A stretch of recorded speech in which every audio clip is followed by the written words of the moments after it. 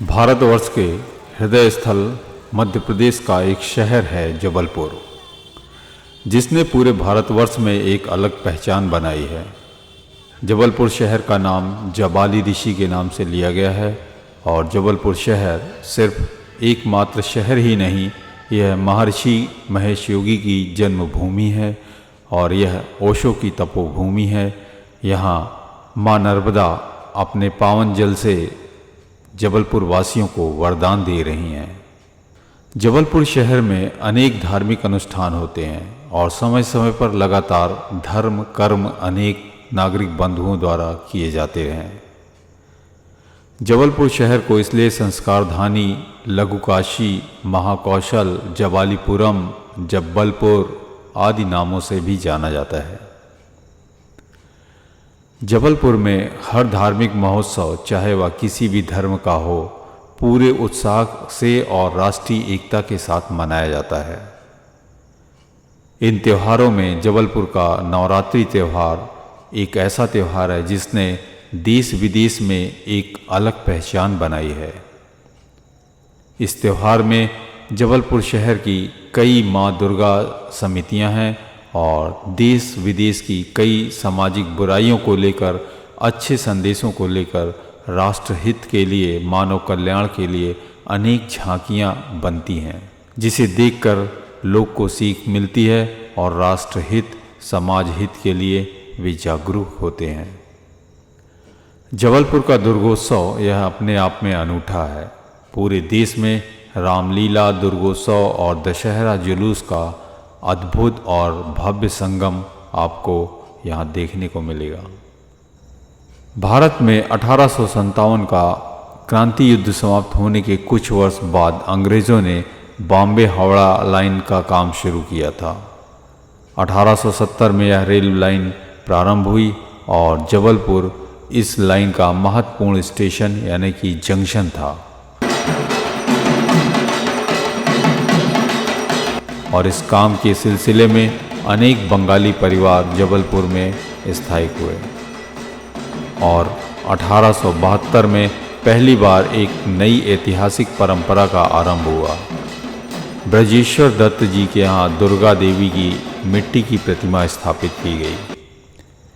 3 वर्ष के पश्चात यह उत्सव अंबिकाचरण बंदोपाध्याय जी के यहाँ स्थानांतरित हुआ और ठीक 8 वर्ष बाद यानी अर्थात 1878 में सुनरहाई के में जो है कलमान सोनी जी ने बुंदेली शैली की दुर्गा प्रतिमा स्थापित की। मन्नी प्रसाद प्रजापति इसके मूर्तिकार थे। उन दिनों गढ़ा एक परिपूर्ण और अव्यवस्थित बसाहट थी और गढ़ावासियों ने इस उत्सव को हाथों हाथ लिया। जबलपुर के बाकी मोहल्लों में भी यह उत्सव प्रारंभ हुआ और देवी की मूर्ति बनाने और जबलपुर के शिल्प कलाकार जो है सामने आए इस तरह से। साथ ही जबलपुर जिस सीपी एंड बरार प्रांत का हिस्सा था, यानी उसकी राजधानी नागपुर से भी मूर्तिकार यहाँ आने लगे थे। धीरे धीरे यह दुर्गोत्सव भव्य रूप में मनाया जाने लगा और मूर्तियों के विसर्जन के लिए दशहरा विसर्जन जुलूस प्रारंभ हुआ, जिसने इतिहास रच दिया है।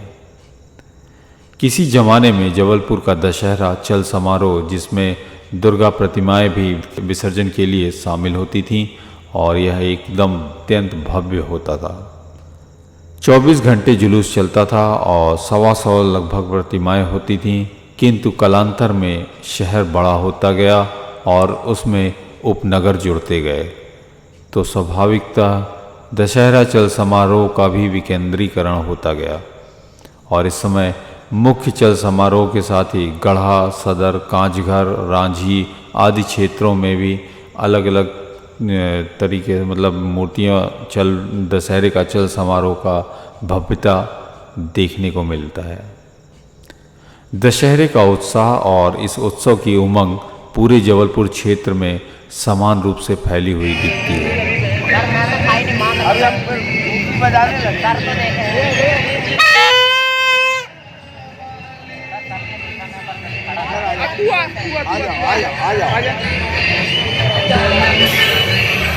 पब्लिक को कैसा लगता है फील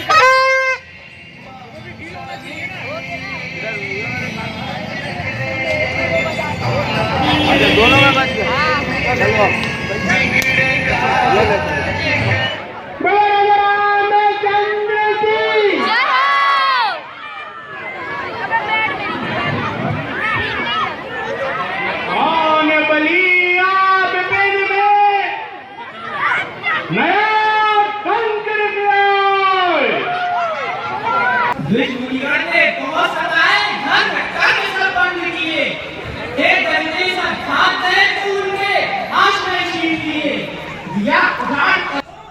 जबलपुर यह उत्सवप्रिय शहर है और इस शहर ने उत्तर प्रदेश की रामलीला को भी अपना लिया।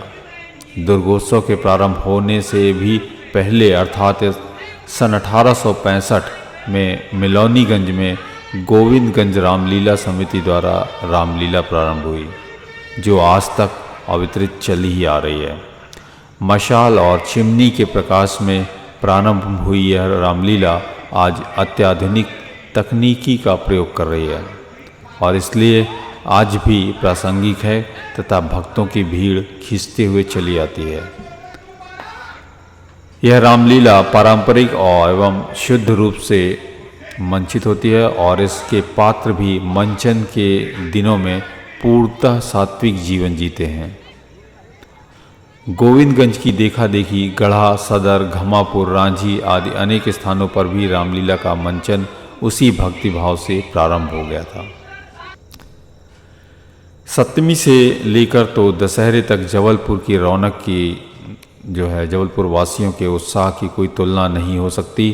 लगभग 600 से 700 भव्य मूर्तियों की प्रतिस्थापना की जाती है और पहले नागपुर के मूर्तिकारों द्वारा प्रमुख उत्सव समितियों में मूर्तियां बनाई जाती थीं, जैसे कि पुराना बस स्टैंड सुपरमार्केट की मूर्ति मूलचंद द्वारा निर्मित होती थी, तो शंकर घी भंडार, सब्जी मंडी, गल्ला मंडी, हरदौल मंदिर, गंजीपुरा आदि की प्रतिमाएं को सुधीर नामक कलाकार बनाते थे और अनेक वर्षों पहले सब्जी मंडी में रखी गई सिंह के रथ पर सवार सुधीर द्वारा बनाई गई माँ जगत जननी की प्रतिमा आज भी अनेकों के लोगों के स्मरण में होंगी।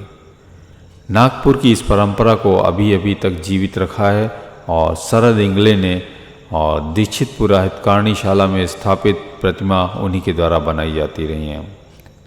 कुछ वर्ष पहले तक शरद और वसंत इंगले या भाई घमापुर, चोर बावली, आज का ब्लूम चौक जिसे कहा जाता है, और सुभाष टाकिस की प्रतिमाएं भी बनाते थे। मूलचंद, सुधीर और शरद इंगले यह सभी कलाकार नागपुर के चितार ओल से आते थे, किंतु जबलपुर के दुर्गोत्सव में जलवा होता था तो कलकत्ता से आने वाले जगदीश विश्वास का। बंगाली शैली में बनी अनेक प्रतिमाएं उनके तथा उनके भाई के द्वारा बनाई जाती थीं और मूलतः लगभग 55-60 वर्ष पूर्व उन्हें टेलीग्राफ वर्कशॉप की दुर्गा उत्सव समिति ने बुलाया था। दुर्गोत्सव के लगभग 1 महीने पहले आकर जगदीश विश्वास और उनकी टीम टेलीग्राफ कॉलोनी के डिस्पेंसरी में मूर्ति बनाना प्रारंभ करती थी और उन दिनों उनकी मूर्तियां की भव्यता की श्रेणी में आती थीं। एक टेलीग्राफ कॉलोनी और दूसरी शारदा टाकीज गोरखपुर की लगभग सारी मूर्तियां दुर्गा जी की होती थीं और बंगाली पंडालों के लिए गणेश, सरस्वती और कार्तिकेय इत्यादि भी रहते थे। अपवाद एक था कछियाना की समिति के लिए। लेटे हुए शंकर जी पर खड़ी महाकाली की मूर्ति वे बनवाते थे। धीरे धीरे जबलपुर के मूर्तिकार अपनी कला में निखार लाते गए और बचई जैसे कलाकार महाराष्ट्र शूल के सामने रखी गई प्रतिमा में अपनी कला का आविष्कार दिखाते रहे, किंतु अनेक मूर्तिकार परंपरागत शैली में सुंदर प्रतिमाएं बनाते रहे। शीतला माई के पास आज भी बड़ी संख्या में शानदार प्रतिमाएं बनती हैं। कुछ उत्सव समितियों का जनमानस में श्रद्धा भाव के साथ अटूट स्थान बन गया था और गढ़ा फाटक की तथा पड़ाव की महाकाली यह आस्था की अद्भुत प्रतीक बन गई हैं।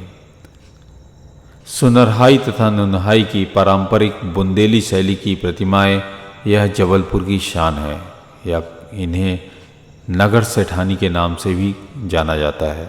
जबलपुर का गौरव है सुनरहाई की देवी, नगर सेठानी कहलाती हैं और सुनरहाई के ही आगे एक भव्य प्रतिमा स्थापित की जाती है जिससे किसी पौराणिक कथा की शानदार प्रस्तुति होती है। उपनगरों की देवी प्रतिमाएं भी आकर्षण का केंद्र बन रही हैं और मंडला रोड पर बिलहरी में स्थापित दुर्गा प्रतिमा यह अनेक वर्षों से भव्यता और झांकियों के लिए प्रसिद्ध है। रांझी, घड़ा और सदर की भी अनेक प्रतिमाएं आकर्षण का केंद्र रहती हैं। सप्तमी से लेकर तो विजयदशमी दशहरे तक सारा जबलपुर मानो सड़कों पर होता है। शहर का कोना कोना रोशनी से जगमगाता रहता है। आजू बाजू के गांव वाले भी इस दुर्गोत्सव और दशहरे का आनंद लेने शहर आते हैं। दशहरे के एक दिन पहले अर्थात नवमी के दिन पंजाबी दशहरा संपन्न होता है।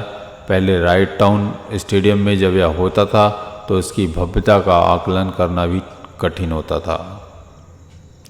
बच्चों के लिए तो यह विशेष आकर्षण रहता था और जबलपुर यह भारत की सारी संस्कृतियों को समेटता हुआ शहर है और ये सारे लोग बड़े उत्साह से, उमंग से, ऊर्जा से और गर्व से दुर्गोत्सव और दशहरा मनाते हैं। यह सभी का उत्सव है, इसलिए एक ओर जहां गरबा चलता रहता है तो दूसरी ओर सिटी बंगाली क्लब और डीबी बंगाली क्लब में बंगाली नाटकों का मंचन चलता है। छोटा फुहारा, गड़ा, घमापुर, सदर, गोकलपुर, रांझी आदि स्थानों पर रामलीला का मंचन होता रहता है। तो दत्त मंदिर में मराठी समाज अष्टमी का खेल खेलता है और सैकड़ों देवी पंडालों में देवी पूजा, सप्तशती का पाठ, होम हवन होता रहता है। तो जगह जगह सड़कों पर भंडारा चलता रहता है।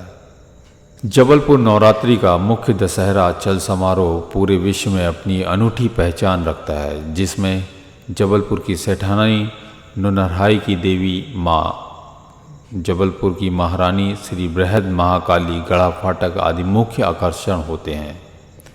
और इस चल समारोह में शहर के कई कलाकार अपनी श्रद्धा को माँ भवानी आदि शक्ति दुर्गा को समर्पित करते हैं।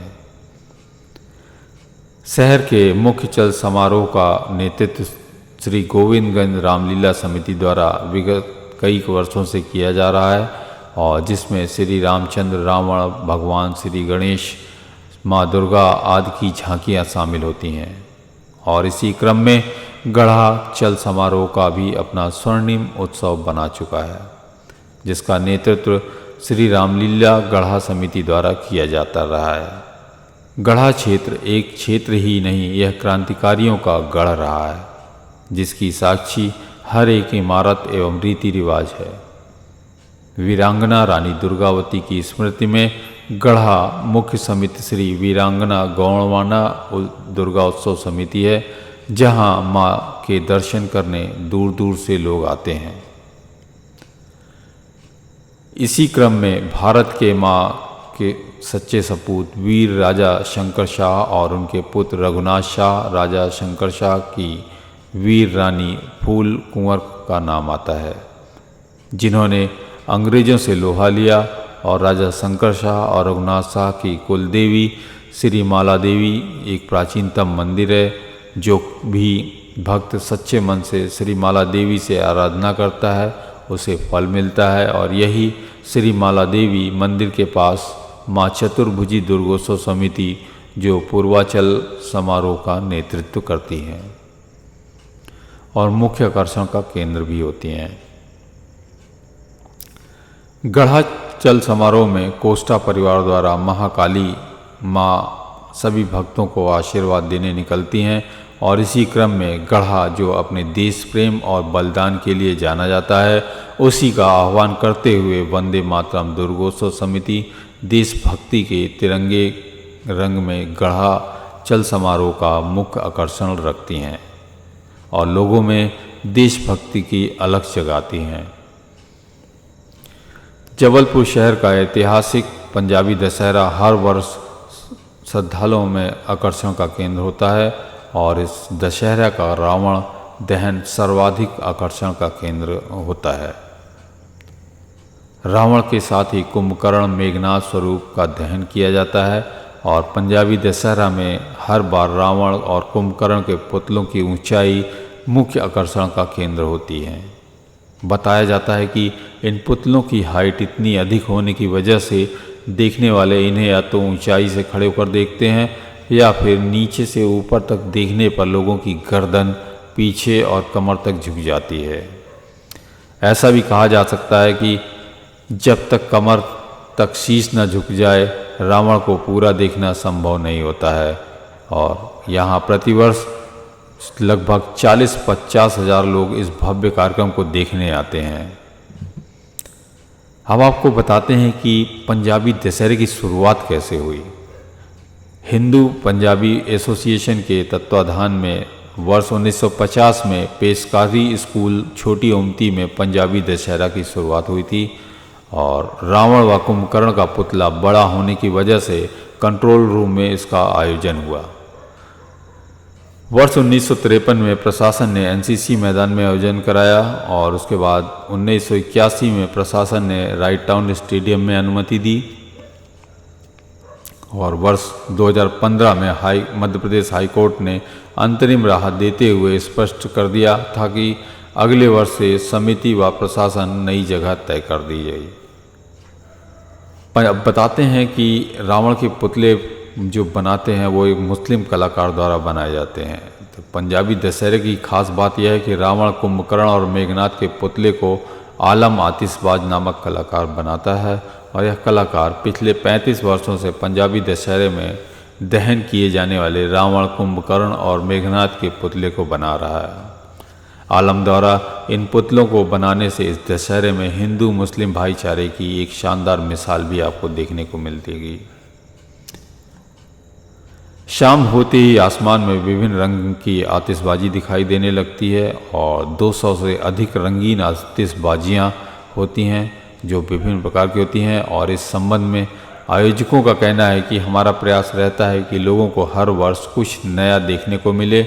इसमें हम काफ़ी हद तक सफल भी हुए हैं और हर वर्ष इस तरह जो है इस वर्ष भी आतिशबाजी का आकर्षण केंद्र है जिसे लोग देखने आते हैं। इस दशहरे में शहर के साथ साथ ग्रामीण अंचल और आसपास के जिलों से बड़ी संख्या में श्रद्धालु आते हैं और हर बार आयोजन में लगभग 35 से 40 हज़ार श्रद्धालुओं की भीड़ जुटती है। शाम 5 बजे से शुरू होने वाला आयोजन 7:30 बजे तक चलता है और पंजाबी दशहरा प्रतिवर्ष Pandit Ravishankar Shukla right town stadium में मनाया जाता था। उसके बाद पंजाबी दशहरा शहीद स्मारक में मनाया गया जो कि रानीताल मैदान में मनाया जाता था। फिर यह दशहरा गीता धाम के पास पंजाबी हिंदू एसोसिएशन के तत्वाधान में शासकीय आयुर्वेदिक महाविद्यालय परिसर ग्वारी घाट में अब मनाया जाता है।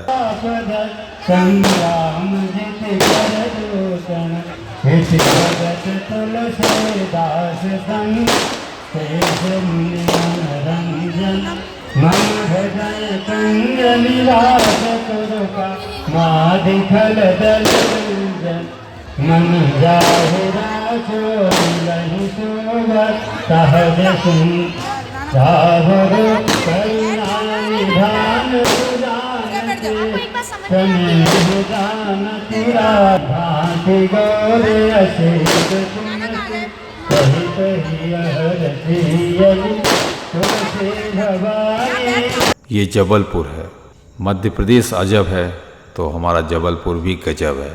इस उत्सव के रंग में रंगने के लिए अगले वर्ष जबलपुर दशहरा देखने अवश्य आइए। आपका स्वागत है। धन्यवाद।